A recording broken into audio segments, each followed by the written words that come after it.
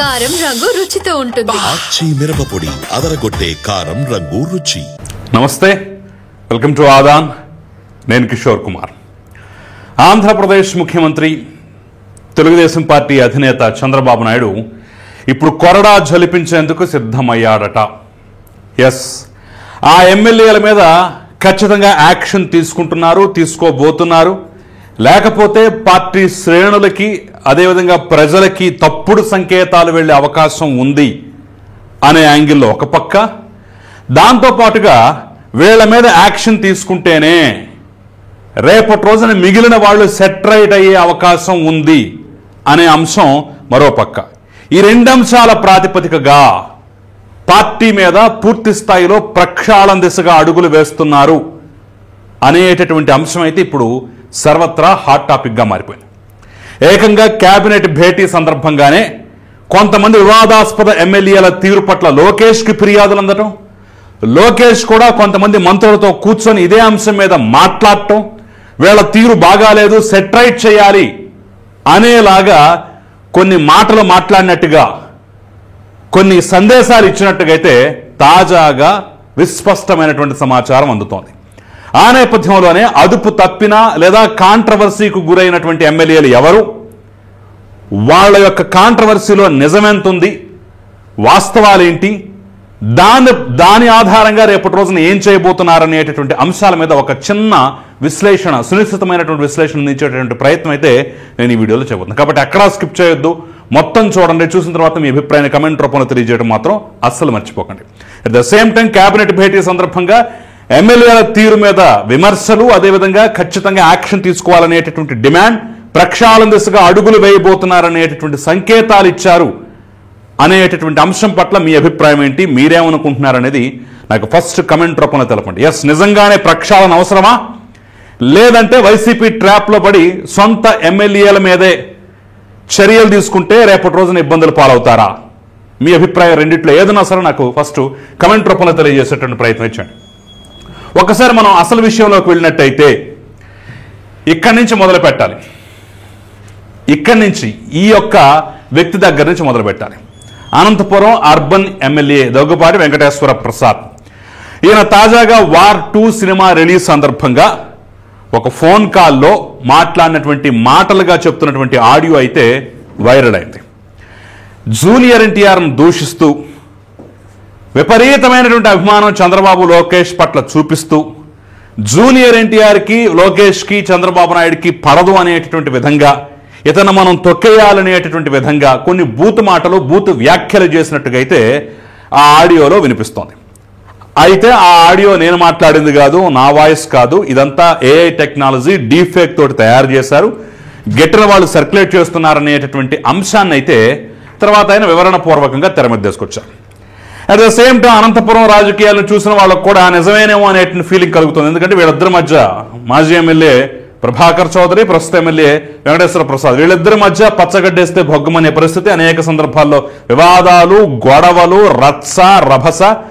NTR, junior NTR fans ని ఈయన మీదకి ఈయనే రచ్చగొడుతున్నాడు, పంపిస్తున్నాడు అనేటటువంటి కామెంట్లు. అసలు లోకల్ రాజకీయం గురించి చూస్తే, తెలుసుకుంటే మీకు విషయం మొత్తం పూర్తి స్థాయిలో అర్థమైపోతుందని చెప్పేసి కూడా చాలా మంది విశ్లేషణ చేస్తున్న పరిస్థితి కనిపిస్తోంది. ఆ నేపథ్యంలోనే ఈ మధ్య కాలంలో తెలుగుదేశం పార్టీ ఎదుర్కొన్నటువంటి ఒక సందిగ్ధ పరిస్థితి, క్లిష్టతరమైనటువంటి అంశం ఏంటన్నా ఉందంటే అది ఇదే. మిగతా అంశాలు కాసేపు పక్కన పెడదాం. పార్టీకి అంత స్థాయిలో ఎఫెక్ట్ చూపించడమే, అంత స్థాయిలో డ్యామేజ్ చేయనటువంటి పరిస్థితులు. కానీ ఒక జూనియర్ ఎన్టీఆర్ విషయంలో ఈయన వ్యాఖ్యలు చేసినట్టుగా చెప్తున్నటువంటి ఆడియో హల్చల్ అయిన తర్వాత మాత్రం ఒక రకంగా డిఫెన్స్లో పడిపోయిన పరిస్థితి. ఆయన ఏ అంటాడు, డీఫేక్ అంటాడు, అది నిజమా కాదా తెలియదు. దాని మీద పోనీ బయటకు వచ్చి పూర్తి స్థాయిలో గట్టిగా, సూటిగా, ధాటిగా, ఎస్ నేను కాదు, గిట్టిన వాళ్ళు చేస్తున్నారు, నేను నిజాయితీగా ఉన్నాను, నేను ఏ పరీక్షకైనా సిద్ధం, ఏ టెస్ట్ అయినా చేసుకోండి, దాన్ని అర్జెంటుగా ఫోరెన్సిక్ ల్యాబ్కి పంపించండి, నా వాయిస్ కాదు, అది డీఫేక్ ద్వారా తయారు చేసినటువంటి ఆడియో క్లిప్, వీడియో క్లిప్ అని చెప్పేసి నేను సవాల్ విసురుతున్నాను, ఒకవేళ నేను తప్పైతే దేనికైనా సిద్ధం అని చెప్పేసి గట్టిగా, సూటిగా, ధాటిగా ఈయన మాట్లాడుంటే, కౌంటర్ ఇచ్చుంటే ఈరోజు పరిస్థితి ఎక్కడి వరకు వచ్చేది కాదు. ఏమో వాళ్ళిద్దరి మధ్య గొడవలు ఉన్నాయి కాబట్టి ఏమన్నా లీక్ చేశారేమో, ఎగదోశారేమో, పంపిస్తున్నారేమో అనేటటువంటి అనుమానాలు కూడా ఉన్నాయి. సో మొత్తానికి తాజాగా ఏకంగా సెక్రటేరియట్కు పిలిపించి సీఎంఓకు పిలిపించి మరీ తలంటినట్టుగా తెలుస్తోంది. ఈ విషయాన్ని ఇక్కడితో వదిలేదు లేదు, అవసరమైతే చర్యల దిశగా అడుగులు వేస్తాం.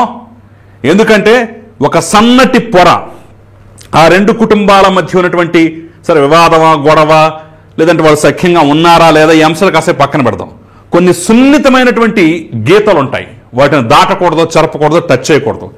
అలాంటిది టచ్ చేసి పార్టీకి ఇబ్బందులు తెచ్చారు కాబట్టి ఖచ్చితంగా దీని మీద గుర్రుగా ఉన్నట్టుగా తెలుస్తోంది. అట్ ద సేమ్ టైం నిన్న జూనియర్ ఎన్టీఆర్ ఫ్యాన్స్ కూడా తాజాగా హైదరాబాద్లో ప్రెస్ మీట్ పెట్టడం కూడా సంచలనం రేకెత్తిస్తోంది. సరే దాని వెనక ప్రోత్సహించే శక్తులు లేదంటే వైసీపీ వాళ్ళు ఆ ఫేక్ ప్రొఫైల్స్ తోటి ఆ ముసుగులో ఎన్టీఆర్ అభిమానుల ముసుగులో చేస్తున్నటువంటి ప్రాపగండ మరికొంత. మొత్తానికి ఏదైనా సరే కౌంటర్ చేసేటటువంటి మెకానిజం లేకపోవటం వల్ల, కౌంటర్ చేయగల సమర్థుడు కాకపోవటం వల్ల ఇక్కడ ఆయన విమర్శలు ఎదుర్కోవటం కానివ్వండి, పార్టీకి చెడ్డ పేరు తీసుకురావడం కానీ జరిగింది. సో ఈ విషయాన్ని అయితే అంత తేలిగ్గా వదిలిపెట్టే పరిస్థితుల్లో పార్టీ లేదు అని అయితే స్పష్టంగా తెలుస్తోంది. ఇది కేసు నంబర్ 1. ఖచ్చితంగా వీళ్ళిద్దరి విషయంలో ఏదో ఒక యాక్షన్ ఉండేటటువంటి అవకాశం ఉంది అనేటటువంటి ఒక సందేశం అయితే స్పష్టంగా పంపించారు. ఇక కేసు నంబర్ 2 తీసుకుంటే రెండో కేసు కోన రవికుమార్ది. వ్యక్తిగతంగా మచ్చలేనటువంటి మనిషిగా పేరుంది, పోరాట యోధుడిగా పేరుంది. గత 5 సంవత్సరాల పాటు వైసీపీ హయాంలో అనేక ఇబ్బందులు పడి, కష్టాలు పడి, నష్టాలు పడి, సొంత బంధువుల చేతిలోనే అప్పటి స్పీకర్ తమ్మినేని సీతారాం, ఆయన స్వయంగా బంధువు అవుతాడు, బావవుతాడు అనుకుంటా, ఆయన చేతిలోనే ఇబ్బంది పడ్డటువంటి పరిస్థితులు ఇవన్నీ చూసిన తర్వాత పార్టీ కొంత సముచిత గౌరవాన్ని అయితే ఇచ్చింది. అయితే ఈయన మీద వరుస పెట్టి మొన్న మధ్య వీడియో కాల్స్, కొంతమంది మహిళలతో వీడియో కాల్స్ మాట్లాడారని చెప్పేసి అందులో 3 ప్రిన్సిపల్స్ ఉన్నారు, 3 ప్రిన్సిపల్స్ 4 ప్రిన్సిపల్స్ ఉన్నారు, అందులో బహుశా 3 ఆడవాళ్ళు.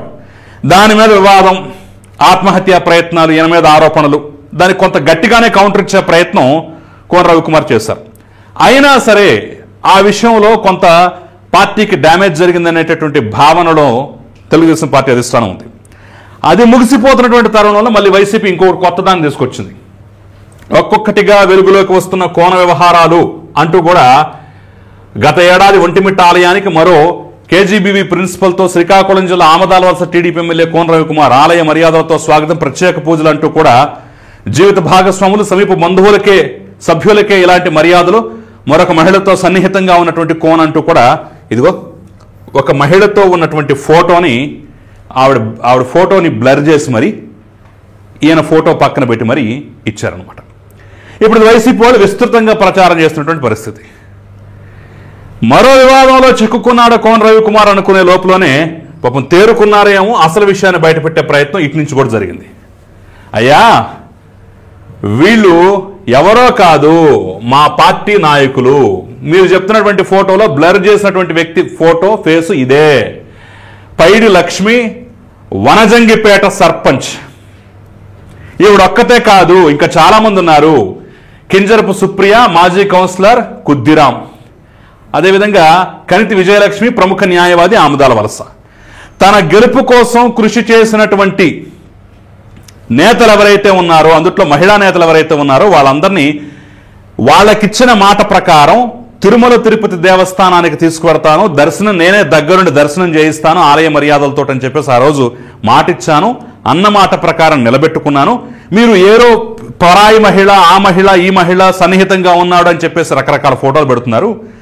నేనే వాళ్ళతో ఫోటోలు దిగాను. ఒకళ్ళు మా సర్పంచ్, ఇంకొకళ్ళు మా కౌన్సిలర్, ఇంకొకళ్ళు ప్రముఖ న్యాయవాది, మా పార్టీ సానుభూతి పర్రాలని చెప్పేసి వాళ్ళతో దిగినటువంటి ఫోటోలు కానివ్వండి, అసలు ఆ ట్రిప్ మొత్తానికి ఎంతమందితో వెళ్ళారో ఆ గ్రూప్ ఫోటో కానీ ఇవన్నీ మళ్ళీ తిరిగి పెట్టేటటువంటి ప్రయత్నం, కౌంటర్ ఇచ్చేటటువంటి ప్రయత్నం చేస్తున్నారు. సో ఈ విషయంలో కోన రవికుమార్ తప్పేమీ లేదు. వాళ్ళందరూ పార్టీ నాయకురాళ్ళు, గెలుపు కోసం పనిచేసిన వాళ్ళు. ఆలయానికి తీసుకెళ్లి దర్శనం చేయించాడు, అంత తప్ప పాడు పనులు ఏం చేయలేదు. ఆలయానికి వెళ్ళేటటువంటి బట్టల్లో ఉన్నటువంటి ఫోటోలు ఇవి, అంతే తప్ప కొందరు వ్యక్తుల్లాగా మొత్తం ఇప్పేసి న్యూడ్ వీడియో కాల్స్ చేసినటువంటి సందర్భం కానీ, దాఖలాలు కానివ్వండి, నీచత్వం కానివ్వండి, అందుట్లో ఎక్కడ ప్రతిబింబించట్లేదని చెప్పేసి కూడా కౌంటర్ చేసే ప్రయత్నం చేశారు.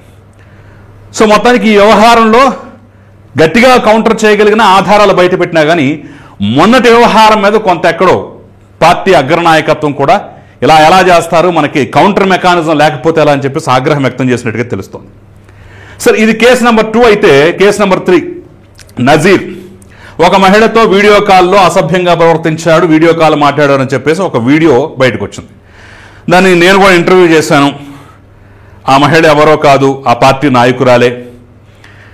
ఆవిడ నాకు సొంత అన్నలాంటి వాడు, మేము ఎప్పటి నుంచో పార్టీలో ఉన్నాము. నేను గత సందర్భంలో అక్కడ స్థానిక సంస్థల ఎన్నికల్లో కూడా ఆ లోకల్ మున్సిపాలిటీలో కూడా కార్పొరేటర్గా పోటీ చేశాను. నాకు టికెట్ కూడా ఆయనే ఇచ్చారు. పార్టీలో యాక్టివ్గా ఉంటాం కాబట్టి మా మీద గిట్టని వాళ్ళు చేసినటువంటి ఈ యొక్క ప్రయత్నం అది ఏఐ వీడియో డీఫేక్ ద్వారా చేసిందని చెప్పేసి కూడా వాళ్ళు కౌంటర్ ఇచ్చే ప్రయత్నం చేశారు.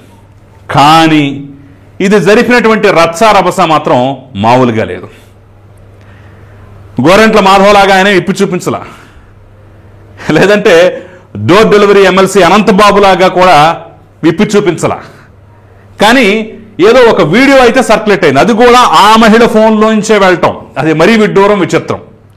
దాని మీద ఇంకొక మహిళను పట్టుకొని వాళ్ళతో సన్నిహితంగా ఉన్నటువంటి ఈ మహిళే చేయించిందని చెప్పేసి పోలీసులు ఎంక్వైరీ చేయటం, నాకే పాపం తెలియదు, నాకు సంబంధం లేదని చెప్పేసి ఆవిడ ఇంకో కౌంటర్ వీడియో అవటం, ఈ రచ్చరభసంతా తెలిసింది.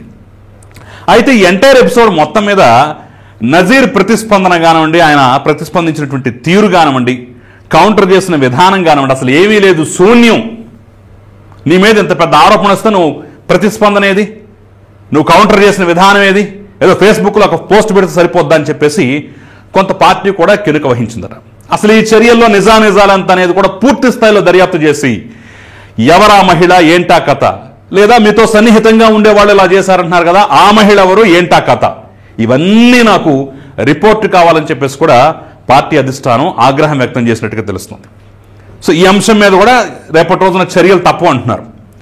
ఇక ఆ తర్వాత మరో అంశం, ఇప్పుడు తాజాగా వచ్చినటువంటి విషయం.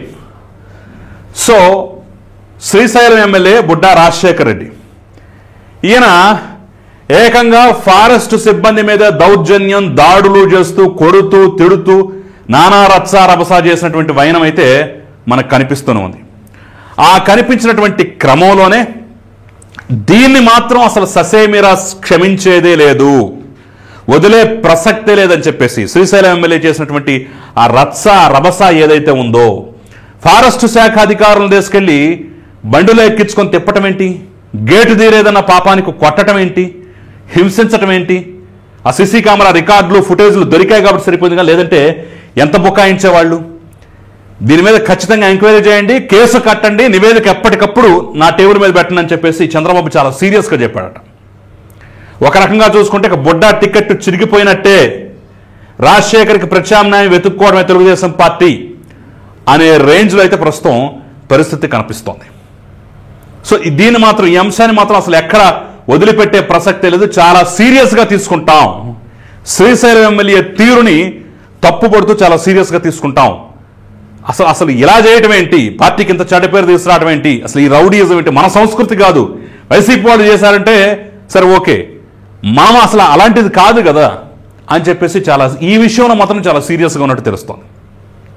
దీంతో పాటుగా మరో కేసు తాజాగా బయటపడి గూడూరు ఎమ్మెల్యే సునీల్. మనం గత 2-3 రోజులుగా లేదా 3-4 రోజులుగా చెప్పుకుంటూనే ఉన్నాం కదా, రౌడీ షీటర్ శ్రీకాంత్, ఆయన ప్రియురాలు అరుణ, వాళ్ళ భాగోతం, కిలాడీ లేడీ కథ, ఆవిడ నడిపినటువంటి వ్యవహారాలు, జరిగినటువంటి రాసక్రీడలు, హాస్పిటల్లో భాగోతాలు, ఇవన్నీ మనం చూసాం కదా. అయితే ఈ శ్రీకాంత్కు పెరోలిప్పించినటువంటి వ్యక్తుల్లో తెలుగుదేశం శాసనసభ్యుడే ఉండటం ఇప్పుడు ఆశ్చర్యం కలిగిస్తోంది, ఆగ్రహం తెప్పిస్తోంది తెలుగుదేశం పార్టీ అధిష్టానానికి. 2 ఎమ్మెల్యేలు సంతకాలు పెట్టారు, సిఫార్సు లెటర్లు ఇచ్చారంటున్నారు కదా, దాంట్లో ఒక ఎమ్మెల్యే ఏనే, ఇంకో ఎమ్మెల్యే పేరైతే అఫీషియల్గా బయటకు రావట్లేదు కానివ్వండి, ఒక ఎమ్మెల్యే ఏనే అట, ఆయన ఒప్పుకున్నాడు. వాళ్ళ అమ్మ వచ్చింది నా దగ్గరకు వచ్చి, బాబు నాకు ఒంట్లో బాగా లేదు, నేను చచ్చిపోయేటట్టున్నాను, మా అబ్బాయిని చూడాలనుకుంటున్నాను, ఒక్కసారి దయచేసి మా అబ్బాయి కోసం ఒక సిఫార్సు లెటర్ ఇవ్వండి, మీ ద్వారా విడిపిస్తే మాకు అంతే సంతోషం అని చెప్పేసి ఆవిడ తల్లి కోరిందట, ఈయన సంతకం పెట్టి ఇచ్చాడట. ఇక ఆ తర్వాత ఈ లెటర్లు పట్టుకొని వాళ్ళ స్థాయిలో వాళ్ళు పైరవీలు చేసుకున్నారు, మొత్తానికి పేరోళ్ళు అయితే దక్కింది. తేరా విషయం బయటపడిన తర్వాత నేను ఇలా అనుకోలేదు, ఇలా అవుద్దనుకోలేదు, అందరిలాగానే వాళ్ళ అమ్మ కూడా వచ్చింది, మా అబ్బాయిని చూడాలనుకుంటున్నాను, కొంచెం పెరోలు ఇప్పించండి అంటే, సరే ముసలి తల్లి కదా అని చెప్పేసి దయతలిచి నేను సంతకం పెట్టాను, నాకు అంతకుమించి ఏమీ తెలియదని చెప్పేసి చెప్తున్నాడు. ఒకవేళ ఈ విషయం ఇంత రచ్చారభస కాకపోతే ఈయన కూడా బయటకు వచ్చేవాడు కాదు. ఈ సునీల్ వ్యవహార శైలి మీద కూడా నువ్వు అసలు నువ్వు చేసింది ఏంటో తెలుసా, ఎవరికి ఇప్పించావో తెలుసా? 2 జిల్లాల ఎస్పీలు, ఒక సూపరింటెండెంట్, ఇంత పెద్ద స్థాయిలో ఉన్నటువంటి అధికారులు కుదరదు, అసలు ఎవరికి పేరోలు ఇచ్చినా ఇతనికి పేరోలు ఇవ్వడానికి వీల్లేదని చెప్పేసి కరాఖండిగా చెప్పినటువంటి ఈ వ్యక్తిగా నువ్వు పేరోలు ఇప్పించింది అంటూ ఇప్పుడు గగ్గోలు పెడుతున్నటువంటి పరిస్థితి. పార్టీ శ్రేణులు కూడా బూతులు తిడుతున్నారు ఆయన. పాపం తెలిసి చేశాడు, తెలియక చేశాడు, ఏ రకంగా చేశాడు కానీ. సో ఈ విషయం మీద కూడా అధిష్టానం సీరియస్గా ఉందట. మరి రేపు వీళ్ళందరికీ టికెట్లు నిరాకరిస్తారా, ఇంకేదైనా చర్యలు తీసుకుంటారా, పార్టీ నుంచి సస్పెండ్ చేస్తారా, వార్నింగ్ ఇచ్చి వదిలేస్తారా? పాపం కోన రవికుమార్ విషయంలో మాత్రం సరే ఆయన తప్పేమీ లేదు అనేటటువంటి భావన కొంత గట్టిగానే వ్యక్తమవుతుంది. అక్కడ కూడా ఆధిపత్య పోరు, అక్కడ కులాల కుంపట్లు, కులాలుగా కాళింగ వర్గానికి వెలం వర్గానికి మధ్య జరుగుతున్నటువంటి ఆ ఘర్షణల్లో, ఆ ఆధిపత్య పోరులో ఈయనకు మినిస్టర్ పదవి వస్తుందని చెప్పేసి టార్గెట్ చేసి మరీ చేస్తున్నారని చెప్పేసి కూడా కొన్ని అంశాలు అయితే ఉన్నాయి. సో ఈ దగ్గుబాటి వెంకటేశ్వర ప్రసాద్ దగ్గర నుంచి మొదలు పెడితే ప్రతి ఒక్కళ్ళకి తలంటు ఖాయం, ఖచ్చితంగా చర్యలు ఖాయం, ఏదో స్థాయిలో వాళ్ళ తప్పుల్ని బట్టి చర్యలు తీసుకోవడం ఖాయం అనేటటువంటి విధంగా అయితే అధిష్టానం చాలా సీరియస్గా ఉందట. దీన్ని చూసి పూర్తిగా ప్రక్షాళన చేయాలి. అసలు ఎమ్మెల్యేలు ఎవరేం చేస్తున్నారో తెలుసుకోవాలి, తాట తీయాలి, అవసరమైతే పక్కన పెట్టాలి. ఆల్రెడీ కొంతమంది చూసాం. ఆ రోజు సత్యవేడి ఎమ్మెల్యే కోనేటి ఆదిమూలం ఏమైంది, ఒక రాసలీల అంశంలో, ఒక మహిళ ఫిర్యాదు అంశంలో ఆ వీడియోలు బయటకు వచ్చిన తర్వాత సస్పెండ్ చేసి పక్కన పెట్టారు. సస్పెండ్ చేయటమే కాదు, ఆ తర్వాత ఆ కేసు ముగిసిపోయినా ఆ కేసును ఆ మహిళ వెనక్కి తీసుకున్నా సరే సస్పెన్షన్ ఇంకా కొనసాగుతూనే ఉంది. అక్కడ ప్రత్యామ్నాయంగా వేరే వాళ్ళని కూడా పెట్టేసింది పార్టీ. మరి అదే విధంగా ఇక్కడ కూడా అలాంటి చర్యలు ఏమైనా తీసుకుంటారా, ఇంకేమైనా చేస్తారనేది తెలియదు. మొత్తానికి వీళ్ళందరికీ క్లాసులు ఖాయం, తలంటు ఖాయం. ఆల్రెడీ కొంతమందికి స్టార్ట్ అయిపోయింది, మిగతా వాళ్ళకు కూడా తొందరలోనే స్టార్ట్ కాబోతుందట. మరి ఎలాంటి ప్రక్షాళన చేస్తుంది, ఎలాంటి సందేశం పంపిస్తుంది అనేది అయితే చూడాలి. ఈ అంశం పట్ల మీరేమనుకుంటున్నారో కామెంట్ చేయండి. Thank you.